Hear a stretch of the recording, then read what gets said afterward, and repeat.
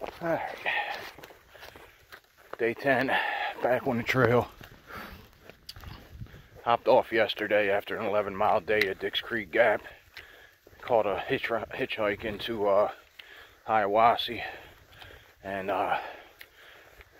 rented a hotel room, and got some laundry done, some resupply, batteries charged up. Had to get another fuel canister. Resupply was kind of, save a lot in a small town. They wasn't a whole, there's probably a joke in there somewhere. It didn't have a whole lot of selection. It wasn't bad. We're only going to be out for about 4 or 5 days, probably 5 days. Saturday afternoon all the way through till late Sunday night into Monday morning is thunder, lightning, rain. So we're going to get to a shelter. I don't know exactly which shelter I'll end up stopping at, but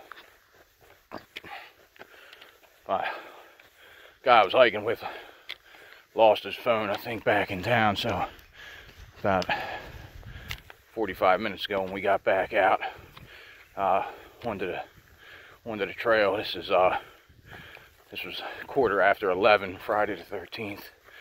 That's funny. Lost his phone. That sucks. But anyway, he was going to go without it and then just get a new one in Franklin, North Carolina. But next thing I know, I saw him coming back up the trail from in front of me. So he was like, I'm going back. So I'll meet up with him whenever. But no big deal. I'm sure he'll find it. Nobody's going to take it. Can't use it. One more thing to carry if a thru hiker finds it. The last thing they want is to take it. But pretty easy day today, probably. Just going to probably do a 4.5 mile stretch to Plum Orchard Shelter. If I get there early enough, probably get there around 1:30, 1:45. If there's nobody there that I know, if there's nobody worth talking to, hanging out with, I might just push on. I told Granite, the guy I was hiking with, that I would just, if I ended up pushing on, I'll make a note of it in the log, in the register at the shelter. So when he gets there, if he doesn't see me, I'll let him know where I'm heading. But I might push past there and just hit a campground. There's been a lot of nice campgrounds, but the problem is the water sources aren't usually nearby. If I can get a half a day off, I'm winded. A couple of the campsites, especially the one a mile just past North Carolina border, has got a good water source. It'd be nice to push it to there, but that's like 9 miles, and starting at 11 o'clock. Kind of rough. It's rough terrain. A lot of it's uphill, leaving Georgia going into North Carolina. I don't know if I really got that in me, but there's other campgrounds I could stop at that have reliable water.